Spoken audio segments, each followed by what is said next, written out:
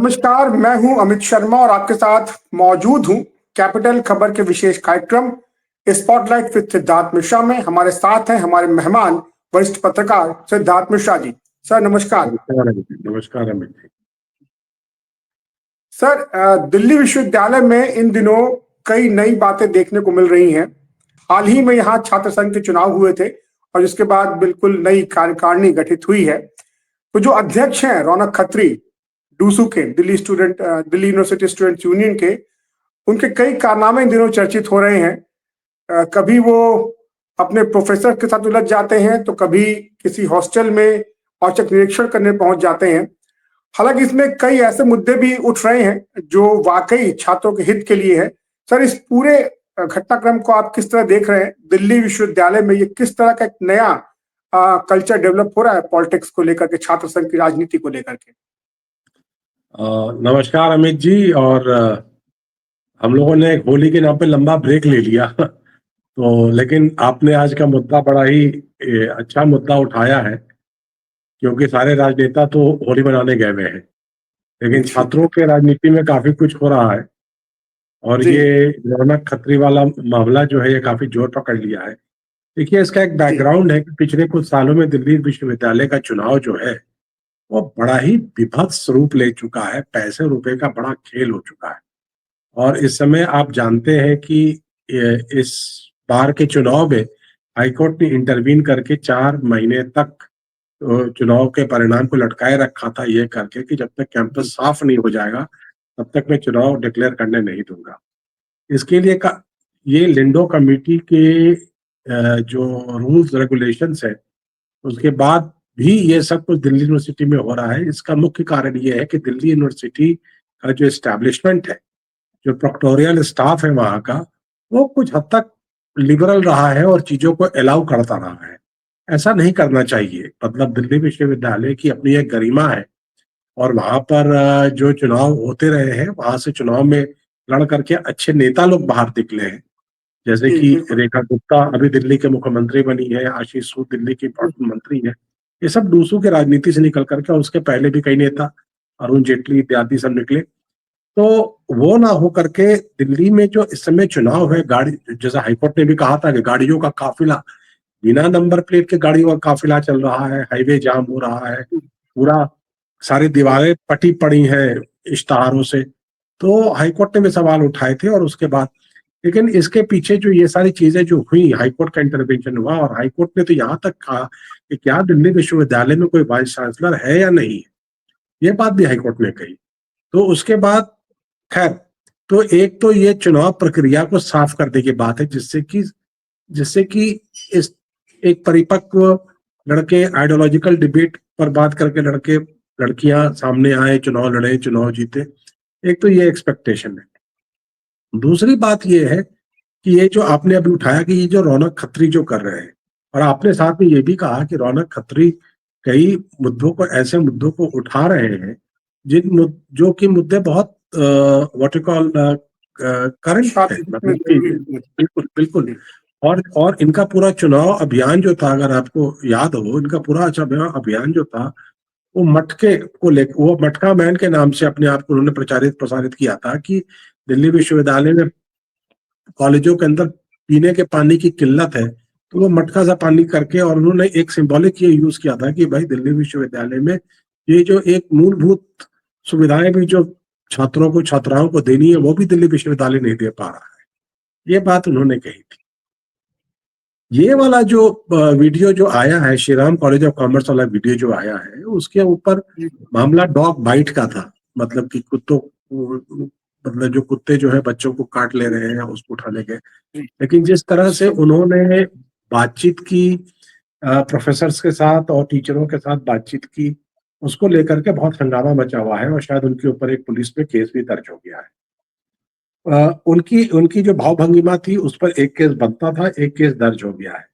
लेकिन उन्होंने अपने बातचीत के दौरान 2 बातें बड़ी जबरदस्त उठाई हैं। उन्होंने वाइस प्रिंसिपल को कहा कि आप हमसे बात क्यों नहीं कर रही है। उन्होंने कहा कि मैं ट्यूटोरियल पढ़ाने जा रही हूँ। उन्होंने कहा कि ट्यूटोरियल कहाँ लगता है दिल्ली विश्वविद्यालय, मुझे बताइए। तो देखिए, ये बहुत बड़ी उंगली उठ रही है दिल्ली विश्वविद्यालय की तरफ कि वहां पर ट्यूटोरियल तो साहब मैं 1985 में छात्र बन के दिल्ली विश्वविद्यालय में आया था। 40 साल इस बात के हो गए। ट्यूटोरियल दिल्ली विश्वविद्यालय में सिर्फ खाता बही में लगता है। कभी भी ट्यूटोरियल क्लास लगती है, शिक्षक ठीक है बैठे होते हैं स्टाफ रूम में, कोई बच्चा पूछने आ गया तो आ गया, बच्चा भी कहता है कि यार क्यों क्यों पूछने जाए, चलो निकल लो यहाँ से। कई बार टीचर रुकते भी नहीं है ट्यूटोरियल क्लास के लिए, वो निकल ही लेते हैं।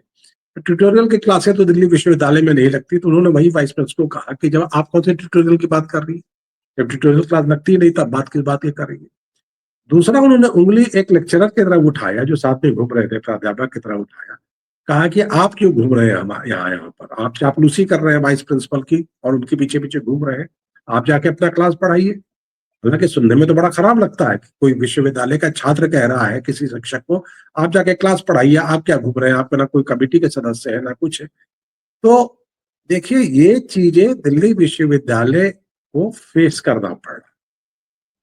दिल्ली विश्वविद्यालय आज की तारीख में यहाँ टीचर्स के बीच में एब्सेंटिज्म बहुत बड़ी मात्रा में है, और दिल्ली विश्वविद्यालय ने इसके लिए एक कमेटी भी, प्रिंसिपल्स की कमेटी भी सेटअप की थी पिछले साल।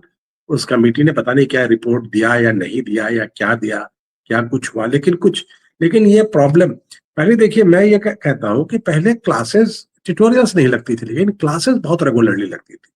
टीचर्स क्लासेस पढ़ाने में एक ये महसूस करते थे, गर्व महसूस करते थे, और क्लासेस जरूर लगती थी। लेकिन आज के तारीख में दिल्ली विश्वविद्यालय में जो एब्सेंटिज्म है क्लासरूम के अंदर वो बहुत ज्यादा है। और मैं तो कई हमारे मित्र हैं जो बताते हैं कि उनके बच्चे कॉलेज नहीं जाते, वो कोचिंग सेंटर्स में जाते हैं आईएएस की तैयारी करने के लिए, कहते हैं कॉलेज में क्लास तो होना नहीं है, कोई पूछने वाला तो कॉलेज में है नहीं, तो भाई क्यों ना हम जाकर के ट्यूटोरियल सेंटर में, जो ये करोल बाग वगैरह ट्यूटोरियल सेंटर है, वहां जाकर के हम अपने प्रतियोगी परीक्षाओं की तैयारी करें।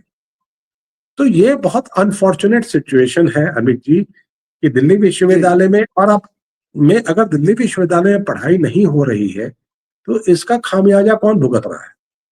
इसका खामियाजा भुगत रहा है गरीब छात्र। आप ये समझ के देखिए, क्योंकि जो अच्छे आय के वर्ग से जो बच्चे आते हैं, या तो वो पैसा खर्चा करके करोल बाग के कोचिंग सेंटर में पढ़ने चले जाते हैं, या उनके माँ बाप का अच्छा पैसा रहा तो वो जो दिल्ली एनसीआर में बड़ी यूनिवर्सिटीज जो है, या जो बेंगलोर में यूनिवर्सिटीज है, या जो पुणे में यूनिवर्सिटीज है, वहां चले जाते हैं पढ़ने के लिए। क्यों पढ़ेंगे यहाँ पर? और इन यूनिवर्सिटीज में पढ़ाई होती है, बहुत रिगरस पढ़ाई होती है, बहुत फीस तो ज्यादा है लेकिन पढ़ाई बहुत अच्छी होती है। काफी अच्छे शिक्षक जो दिल्ली यूनिवर्सिटी के राजनीति में पार नहीं कर पाते, उसमें सरवाइव नहीं कर पाते, वो यूनिवर्सिटीज में टीचर्स है, बहुत अच्छी पढ़ाई हो रही है। कई टीचर्स जो यहाँ पे रोल पे थे वो छोड़ के यूनिवर्सिटी चले गए हैं, प्राइवेट यूनिवर्सिटीज में। तो इसका खामियाजा गरीब छात्र भुगत रहा है। और दिल्ली विश्वविद्यालय का जो इस समय प्रशासन है, जो कि राइट ऑफ द सेंटर है, जो कि संघ से संबंध बताता है, जो कि स्वामी विवेकानंद के वसूलों पे चलने की बात करता है, तो इन लोगों को यह समझना चाहिए कि जो स्वामी जी ने क्या कहा था, सर्विस टू ह्यूमैनिटी और नेशन बिल्डिंग, ये बात कही थी उन्होंने। और नेशन बिल्डिंग कैसे होगा, उस पर आगे चल के दीनदयाल उपाध्याय ने कहा था अंत्योदय, जो सबसे गरीब आदमी है उसका उदय। तो आप जो सबसे गरीब आदमी है, आपकी यूनिवर्सिटी में पढ़ने आ रहे हैं, उसके उदय के लिए तो आप कुछ नहीं कर रहे, ना शिक्षक क्लास पढ़ा रहा, ना आप उसको मूलभूत सुविधाएं दे रहे हैं, ना लाइब्रेरी में पुस्तकें आ रही हैं। तो ये एक जो रौनक खत्री ने बहुत ही गलत आचरण किए हैं, इस पे मैं कहीं पर कोई मतभेद नहीं है, लेकिन ऐसी स्थिति उत्पन्न क्यों हुई, उसको ये मौका क्यों दिया गया, उसको एंगेज क्यों नहीं किया गया, ये भी एक पूछने वाली बात है। और दिल्ली यूनिवर्सिटी के वाइस चांसलर को और भारत के शिक्षा मंत्री धर्मेंद्र प्रधान को, तमाम लोगों को इस चीज का संज्ञान लेना चाहिए कि अब आप दिखा देंगे कुछ नैक की रेटिंग दिखा देंगे, कुछ क्यू की रेटिंग दिखा देंगे। अरे भैया, अगर आपकी रेटिंग इतनी अच्छी है, सब कुछ इतना बढ़िया है, तो लोग इन प्राइवेट यूनिवर्सिटी से पढ़ने क्यों जा रहे हैं? जी बिल्कुल। आपके यहाँ सीट्स खाली क्यों रह जा रही है? इस बात का जवाब दीजिए ना आप। इस बात का आपके पास जवाब नहीं है। ये रैंकिंग तो ऐसे ही है, मतलब कि ठीक है, अपनी जगह ठीक है, लेकिन कोई इससे कोई बिल्कुल भी किसी विश्वविद्यालय का पब्लिक परसेप्शन नहीं बनता है। पब्लिक परसेप्शन में आज डीयू एक चित्र विचित्र विश्वविद्यालय है और वहां इस तरह की इश्यूज उठ रही हैं। और रौनक खत्री ने जो किया है उससे वो अपने आचरण का दोषी हो सकता है, लेकिन जो मुद्दे उसने उठाए हैं वो बिल्कुल तार्किक है और इन मुद्दों पे चर्चा होनी चाहिए। जी। और सर, दिल्ली विश्वविद्यालय जो रहा है, बहुत ही उसका एक गौरवपूर्ण इतिहास रहा है और पूरे देश से बच्चे यहाँ आते हैं पढ़ने के लिए, और एक इसकी एक अपनी अलग पहचान रही है पूरे देश भर में। आखिर ऐसी गड़बड़ियां क्यों हो रही हैं? प्रशासनिक स्तर पर इतना ढीलापन क्यों दिख रहा है? देखिए, दिल्ली विश्वविद्यालय में मैं ये कहूंगा कि पिछले 10 साल में जो इनके पहले जो योगेश त्यागी जो वाइस चांसलर थे, उनके समय से एक, मैं तो ये 3 टेन्योर वाइस चांसलर के बड़े अच्छे आए। एक दीपक नैयर साहब का टेन्योर, और उसके बाद दीपक पिंटल साहब का टेन्योर। ये सब बड़े एविडेंट स्कॉलर्स थे। दीपक नैयर तो आप जानते ही, इकोनॉमिक्स का बहुत बड़े स्कॉलर। दीपक पिंटल अपने आप में बॉटनी के बहुत बड़े साइंटिस्ट। और ये जो तीसरे जो थे सिंह साहब, दिनेश सिंह, वो मैथमेटिक्स के बहुत बड़े स्कॉलर। तो उनके बाद जो योगेश त्यागी एक अच्छे स्कॉलर तो थे, लेकिन उन्होंने कोई इंटरेस्ट नहीं लिया दिल्ली यूनिवर्सिटी के मतलब कार्य प्रणाली में या कोई चीजों में। और सबसे बड़ी बात यह हुई कि उसके दिल्ली यूनिवर्सिटी के वाइस चांसलर के पद को बड़ा ही छिद विच्छिद कर दिया गया। जिस तरह से उस समय की एचआरडी मिनिस्टर जो थी स्मृति ईरानी ने दिनेश सिंह के साथ दुर्व्यवहार किया, योगेश त्यागी का अपॉइंटमेंट हुआ, योगेश त्यागी ने कोई इंटरेस्ट नहीं लिया। जाते जाते वो तब के एचआरडी मिनिस्टर जो थे रमेश पोखरियाल निशंक ने उनको सस्पेंड तक कर दिया। तो अब उसके बाद जब आए हैं, तो वो जो एक एकेडमिक लीडरशिप जो वाइस चांसलर प्रोवाइड करता था, वो आज के तारीख में वाइस चांसलर प्रोवाइड नहीं कर पा रहा है। और वो समहाउ मुझे ऐसा लगता है कि जो योगेश सिंह जी जो अभी जो वाइस चांसलर है, उनका सारा फोकस इवेंट्स कराने पर और इन चीजों पे, ठीक है होनी चाहिए, मैं मना नहीं कर रहा, लेकिन एकेडमिक लीडरशिप, बच्चे क्लासरूम में कैसे वापस आएंगे, इसके ऊपर तो कोई उनके तरफ से इनिशिएटिव नहीं दिख रहा है। कमेटी बना दी, कमेटी ने क्या रिपोर्ट दिया, उस पर क्या इम्प्लीमेंटेशन किया गया, क्या कुछ किया गया? कुछ नहीं। सबसे बड़ी बात है भाई, विश्वविद्यालय में पढ़ाई तो होनी चाहिए, जो नहीं हो रही।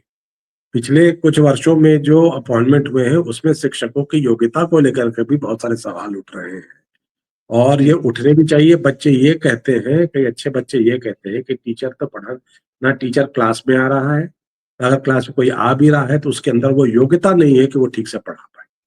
तो इस पे भी सवाल, इस पे प्रश्न उठ रहे हैं। जी।